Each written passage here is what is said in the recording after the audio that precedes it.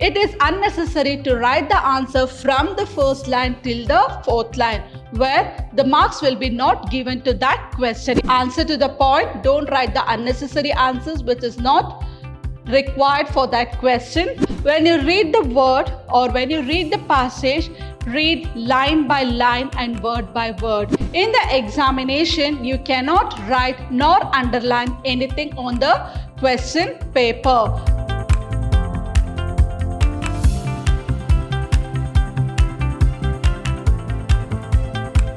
Hello everyone, I am Babita Tamaya, lecturer, Department of English, Vidhyaashram Pre-University College, the Temple of Excellence, Mysuru. In today's session, I am going to discuss about passage or comprehension. From the examination point of view, the topic or the question will be asked for 10 marks. Kindly concentrate to know the rules, what I am going to teach in today's session. When we talk about passage or comprehension, what is this? What do you mean by comprehension? It means reading a passage or a couple of paragraphs and trying to understand the meaning out of it and answering the set of questions. There are set of rules that we need to know. What are the rules that we need to know to score 10 on 10? Here is the set of rules. Set of questions to be answered in sequence. So here you have 10 questions from 1 to 10. All the 10 questions like 1, 2, 3 should be in a sequence. 1, 2, 3, 4 like that till 10 it should be in a sequence. But most of the students what they do? Start answering from 3, 4, 5, 10 and again 2. You start answering in such a way. So when you answer these questions in such a sequence, it will be wrong. You need to answer the question in a sequence. All the 10 questions should be in one leaf. Writing the first 3 answers in one page and the remaining few answers in the last page or in between goes wrong. If I say in a sequence, you should write all the 10 questions in a sequence in one single leaf. Follow the trick of skimming and scanning. So here, this trick works for the students who are a slow writer. Or if you feel that you're going to attempt this question at the last. Answer to the point. It's very important here. Answering to the point is very important. If you're answering the third question and the answer in the passage will be in the fourth or the fifth line. But what you students do? If the answer is in the fourth line, you start writing the answer from the first line. Don't do that because they have asked you to write in a point. It is unnecessary to write the answer from the first line till the fourth line, where the marks will be not given to that question. It will be marked 0. Make use of basic vocabulary. Many of them doesn't know the meaning of vocabulary. Here vocabulary in the sense to give the, if it is a synonym. Synonym, if they ask to write a synonym or an antonym. What do you mean by synonym? It is to write the similar meaning for the word given. Antonym, it is just an opposite word.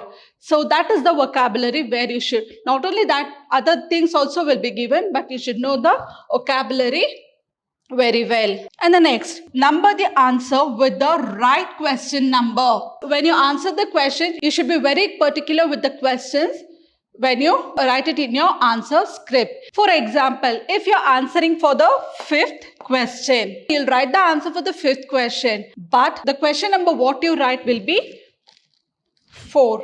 You answer for question number 5 and write the question number as 4. It goes wrong. If the answer is correct also, no marks will be allotted for such questions. So be very cautious when you write the question number. Whatever the question numbers is given for the passage, please follow the same questions in a sequence. Sometimes it might be 1 to 10 or sometimes it might be alphabets A to J. See that all the questions are written in one leaf. And the next, whether to read the passage first or question set. If you ask me, ma'am, whether to read the passage first or the questions, I will say to read the question set first. If the students, most of the time the comprehension part or the passage part will be kept at the last. If you have only 10 to 15 minutes, You have to rush, you have to finish this passage within that 10 to 15 minutes. It is not possible for you to read word by word and line by line. So I prefer you to read the question set first. So when you read the questions, be particular with few words so that when you see the passage, it will be easy for you to identify the answer. So these are the few rules you need to follow. First one, all the 10 questions should be in a sequence. There is a trick of skimming and scanning. This helps for the students who are a slow writer. Next, answer to the point. Don't write the unnecessary answers which is not required for that question. Make use of the vocabulary. And the next, write the correct question numbers for the answer whatever you are attempting. The last one, to read the question set first and then the passage. I have taken a passage. So now let me tell you how to read this. An earthquake comes like a thief in the night, without warning. It was necessary, therefore, to invent instruments that neither slumbered nor slept. Some devices were quite simple. One, for instance, consisted of rods of various lengths and thicknesses which would stand upon end like 9 pins. When a shock came, it shook the rigid table upon which these stood. Why I have under these lines? Because when you see the question, you cannot remember all the 10 questions in a sequence. But you can remember the first 3 questions. Always the answer for the first 3 questions will be in the beginning of the passage. So if you remember these words, whatever I have underlined, it will be useful for you to answer the passage very easily. When you look the question, the word which you have seen in the question will be there in the passage. So the underlined words will help you to write the answers for the set of question. If it were gentle, only the more unstable rods fell. If it were severe, they all fell. Thus, the rods by falling and by the direction in which they fell recorded for the slumbering scientist the strength of a shock that was too weak to waken him, and the direction but instruments for more delicate than that were needed if any really serious advance was to be made. Here, when you read the word or when you read the passage, read line by line and word by word, because it is very important to answer the questions, or else you may lose your marks. The ideal to be aimed at was to devise an instrument that could record with a pen on paper for the movements of the ground or of the table as the quake passed by. While I write, my pen moves, but the paper keeps still. With practice, no doubt, I could in time learn to write by holding the pen still while the paper moved. This sounds a silly suggestion, but that was preciously the idea adopted in some one of the early instruments for recording earthquakes. Semimeter is used to record earthquake waves. But when table, pen holder and paper are all moving, how it is possible to write legibly? The key to a solution of that problem lay in an everyday observation. Why does a person standing in a bus or a train tend to fall when a sudden start is made? It is because his feet move on, but his head stays still. So, I have read the passage. There is a set of questions. This passage says that early instruments for measuring earthquakes were. Come back to the passage. So answer is neither slumbered nor slept. As I told, keep the few words in your mind so that it will be easy to answer. One more thing, in the examination, you cannot write nor underline anything on the question paper. Please don't write, just remember the words in your mind so that it will be helpful for you to answer the passage. So I have taken 5 questions, out of that one I have answered. Why was it necessary to invent instruments to observe an earthquake? Why was it necessary? I have taken 5 questions. I'll be answering the first one. This passage says that early instruments for measuring earthquakes were thief in the night without warning. Sometimes you might find this passage a bit difficult, but reading the passage line by line will help you to answer it easily. What is the necessary to invent instruments to observe an earthquake? Because it consisted of various lengths and thickness which would stand up on end like 9 pins. So in the same way, I'll leave these 2 questions for you to answer.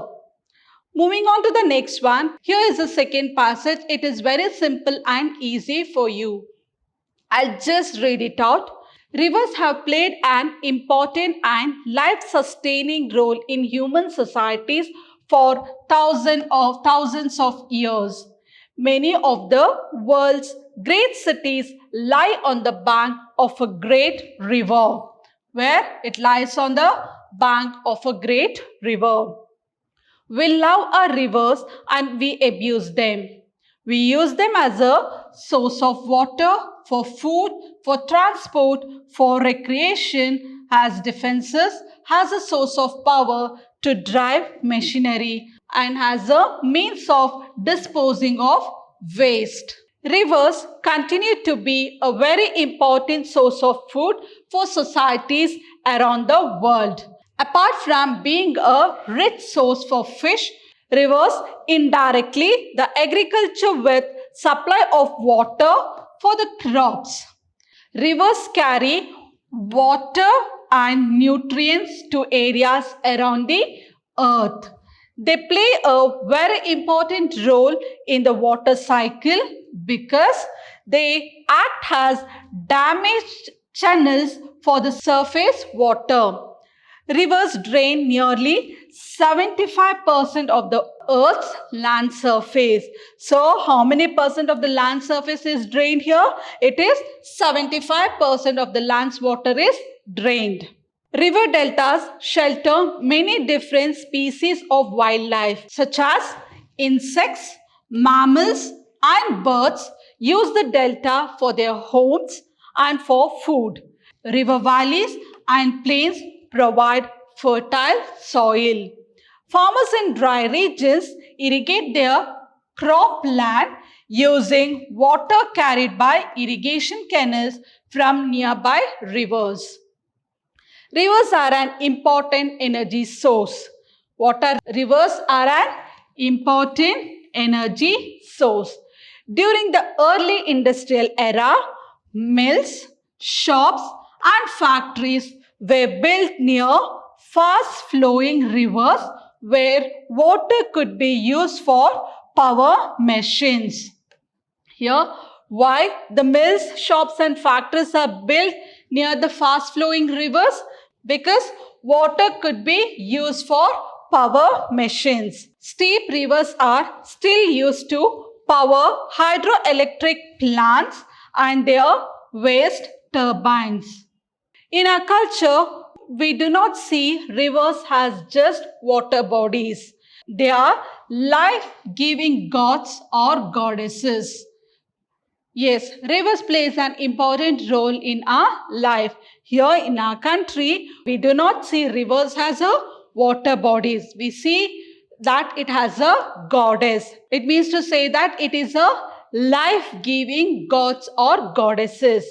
We never see rivers as just geographical happenings. We always see them as line-making material because 72% of our body is water. Whenever we look for life, we look for a drop of water first.